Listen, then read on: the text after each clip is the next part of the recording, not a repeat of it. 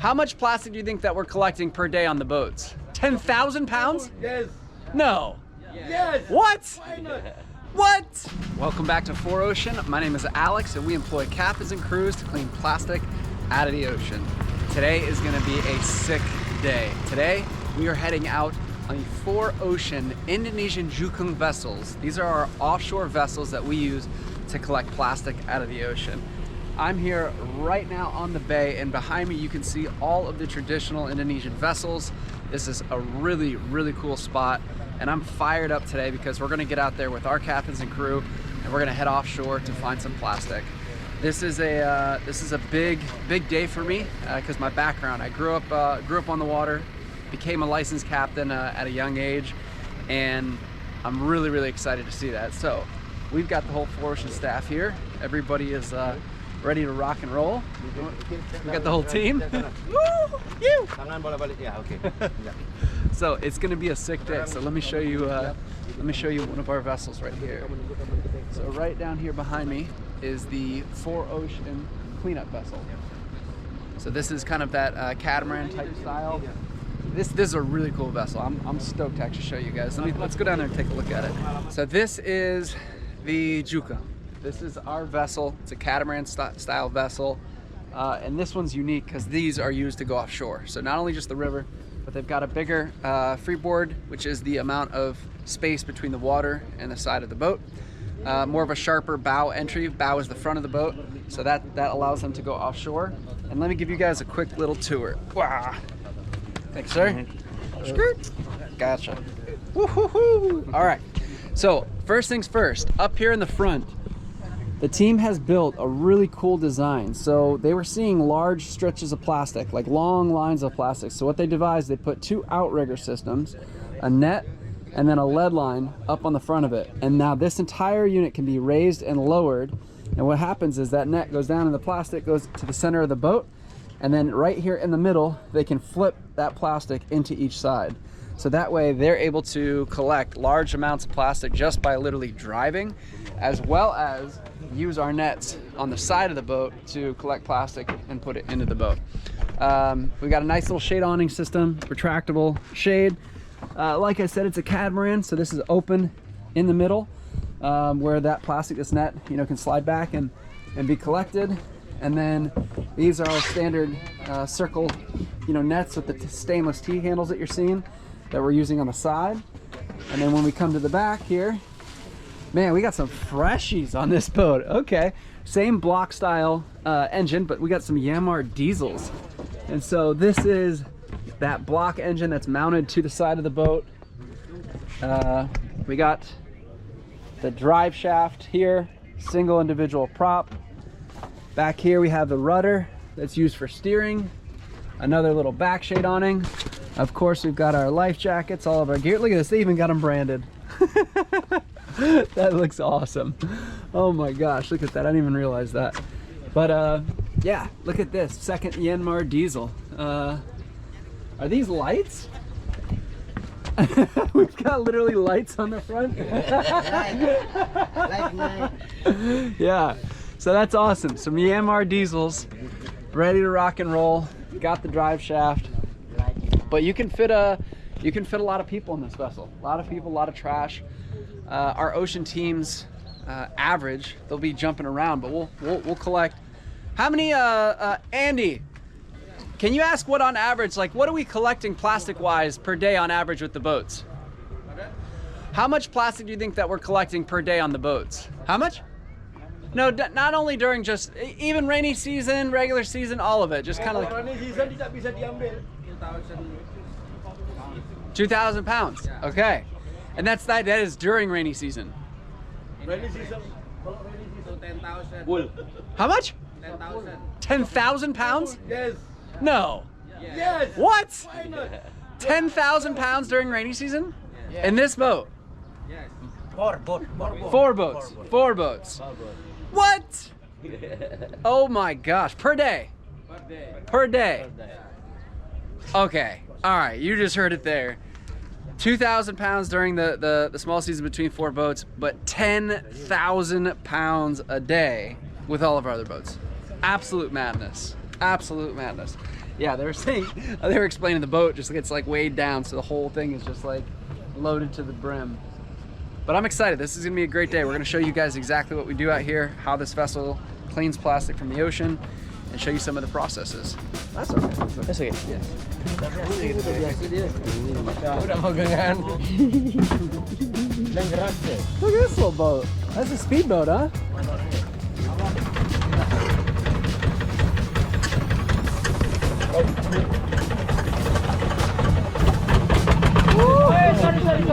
You know what they say, gotta kick the tires and light the fires, baby. Let's get her out there. If it's gonna go wrong, it's gonna go wrong out there. It's wild to think about the amount of plastic that's offshore, that's in these areas, and especially during rainy season. Rainy season, it gets super heavy, and that's when there's unbelievable amounts of plastic offshore. But I mean, if you look behind me, like, these are awesome looking skiffs. I guess they're not skiffs, they're Jukungs. It's so cool. He been it many times to check. Got a nice low light. Cubic, most of these vessels are for fishing? Yeah, for fishing, yeah. Sardines, yeah. Sardines? Sardines, yeah. All right, so a lot of these are sardine vessels. So they're catching sardines. We're catching plastic. Woo, baby, there's the old 4 Ocean fleet. Let's go. We got Unit 1, Unit 3. So we have the entire team on this boat, and what we're gonna do is we're gonna transfer the captains onto each of the vessels. So then we're gonna have 3 boats today, heading offshore.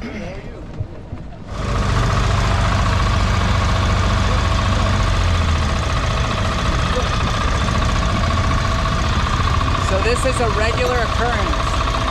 We get plastic around the prow.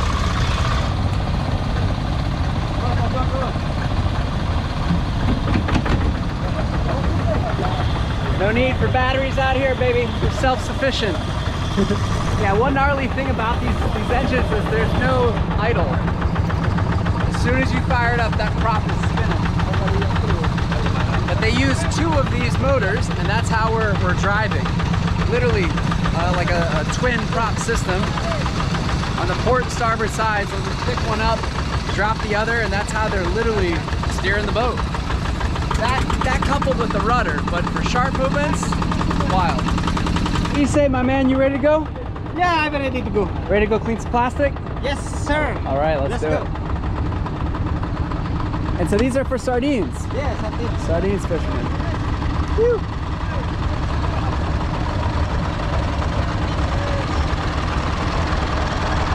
Wow. What bay is this? This is we call pengambangan. Pangampangan? Huh? Pengambangan. Pampangan. Pengambangan. Pamampangan. Yeah. Okay, all right. Pengambangan. This is Pamampangan Bay. Yeah. All right, something like that. Something like that. This is the bay, and so we're going to be heading out the inlet here. This is the inlet to a little bay. This is a protected area, but this is where you have all the fishermen. And this is where a lot of sardine fishermen are. So a lot of these boats are used to collect sardines. So there's a lot of fish canning sites, omega-3 fatty acid, operations. A lot of that is what happens here in Indonesia. So this was easy for us to hire captains that had experience, already operating on these waters, already operating on the ocean, and really understanding what they need to do to collect plastic. So using nets, using the same tactics that they use to collect sardines, they're now using to collect plastic.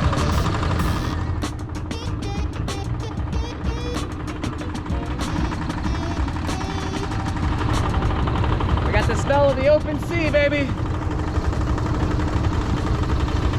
Hope you guys brought some food. It's a long way back to the United States. So what we're gonna do right now is we're gonna head and scout for some plastic.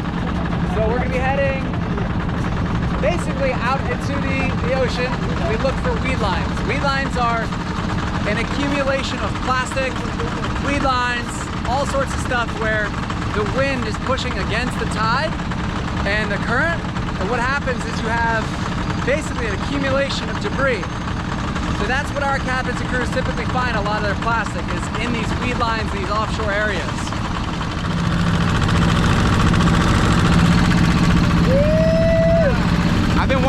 on these boats for a couple years now. It does not disappoint. Right? We got Dom Niggety's maiden voyage on the 4Ocean offshore fleet. Woo!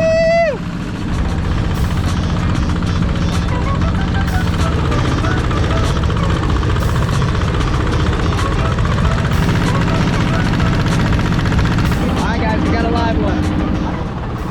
A balloon. What are we coming up on? So we're coming up on a balloon right now. All right, we're on the board. We're on the board. Let's go. So we just got the Mylar balloon. That just goes to show that it's not only an issue in the States, but it's also an issue here in Indonesia.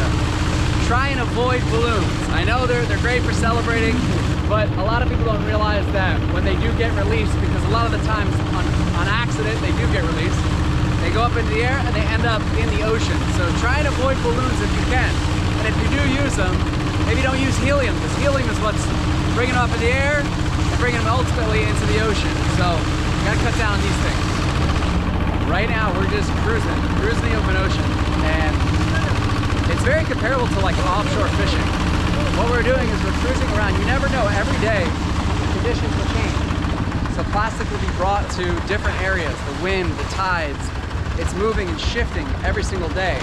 And so what we're doing is we're covering large areas and we're trying to find that plastic that's out here. You'll eventually start coming along small pieces, and then it'll start to be really concentrated. So it's very comparable to like offshore fishing, where you're just looking for, you know, these weed lines or any type of debris, just anything floating. So during the rainy season is when our crews typically find crazy amounts of plastic. They're literally collecting about 10,000 pounds a day on these skiffs alone. But the thing is, you've got to find it first. So we're just cruising around looking for this plastic, seeing if we can find it, and then we'll start cleaning up. We're starting to get into a little bit more of a polluted area. There's all sorts of, it's also bits and pieces, like smaller pieces of plastic. I don't know if you can see them in the water behind me, but this is a good sign for finding plastic. We're starting to get into the areas where the currents are ripping. So if you see over here, you can see the current is ripping over there on the horizon, about 200 yards away. And that's how, you know, a lot of this plastic is transported from these islands, and it's out here floating and getting pushed around. So we're gonna keep moving. Yep. So you can see a little rip here. Yes, sir.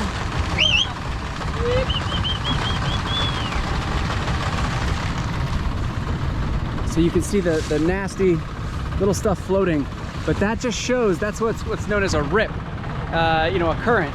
Basically an area where the currents are coming together, and a lot of debris will accumulate at that point. All right, here comes a strip. I think this one, yeah. This is the, yeah, here we go. Turtle leg. Turtle. Turtle? Yeah, there. Turtle leg. Look. Floating? Yeah. Oh, yeah, turtle.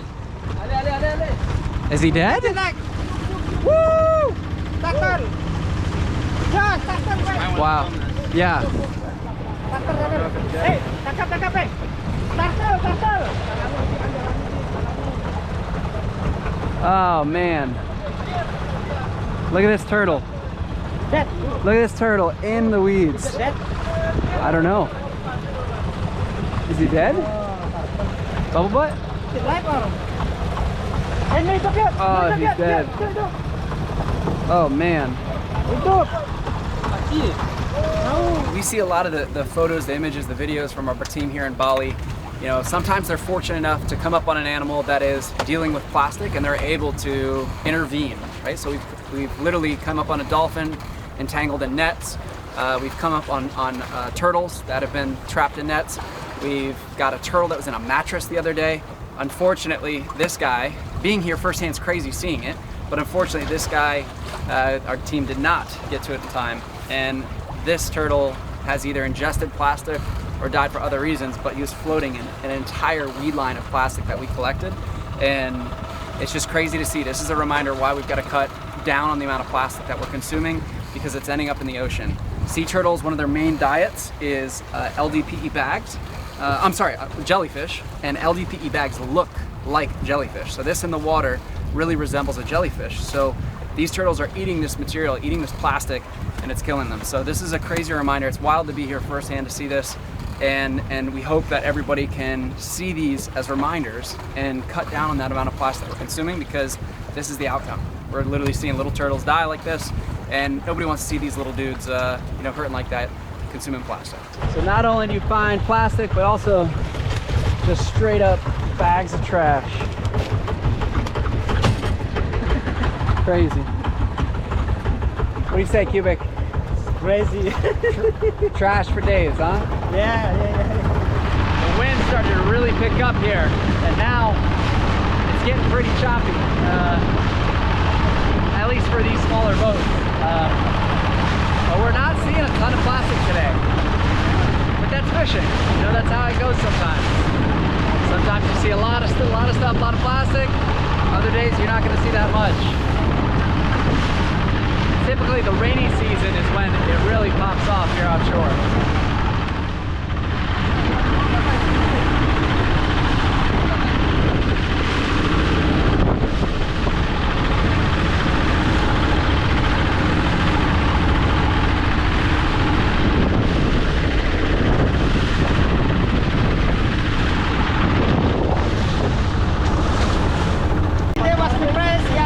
Because they really want to show you guys how hard work is in the ocean. Yes. We want to do the best for you guys. Yes. Always the best. These guys are the best, I'll tell you what. So what Cubic was saying is that sometimes they struggle to find the plastic. It's all about finding and locating that plastic. And if they can't find it, sometimes what they do is they actually go down to the national park. So behind me, over off the tip of that peninsula, there's a national park, and there's not a lot of people there, but there's a ton of plastic. So they'll be going out, and you know, during the dry season, they struggle to find large amounts of plastic. But during the rainy season, they're loaded. You know, that's the footage where you see just absolutely mind-melting amounts of plastic offshore, and you know, that's fishing. That's how it goes. And he was telling me that the guys, the crew, he said they were depressed because they wanted to show us. He said they want to show you how hard they work cleaning up plastic, and I told them, yo, don't worry. Like, I see the photos and the videos every day of them out here working their butts off, and I told them I understand completely. That's fishing, right? That's what we're doing. We're literally plastic fishing. Sometimes you score, sometimes you don't. But either way, that turtle was gnarly, I'll tell you what. You know, seeing that definitely was an eye-opener, and we just try and use that for awareness.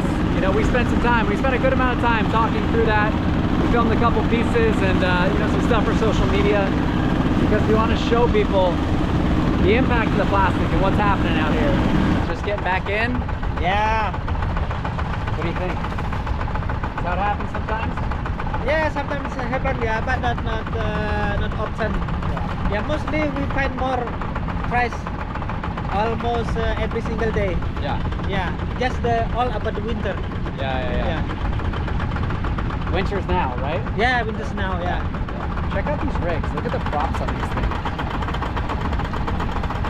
That's insane. Sardines? Yeah. Sardines. Yeah, sardines. So these are for sardines. Big motors, huh? Yeah, big motor. It's such a crazy style engine, vessel. A little hut up top for buddy chilling.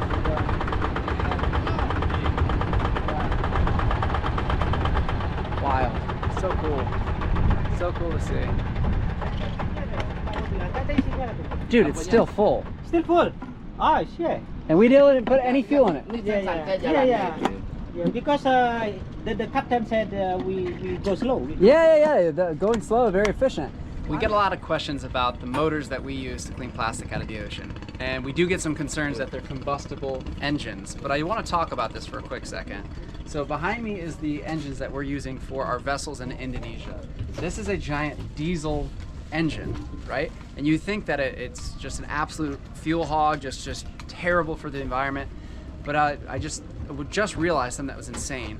I asked them, we hadn't put any fuel in these all day. Small little internal tank on the top, and we didn't refuel it one time after going out there that entire day of cleaning plastic from the ocean.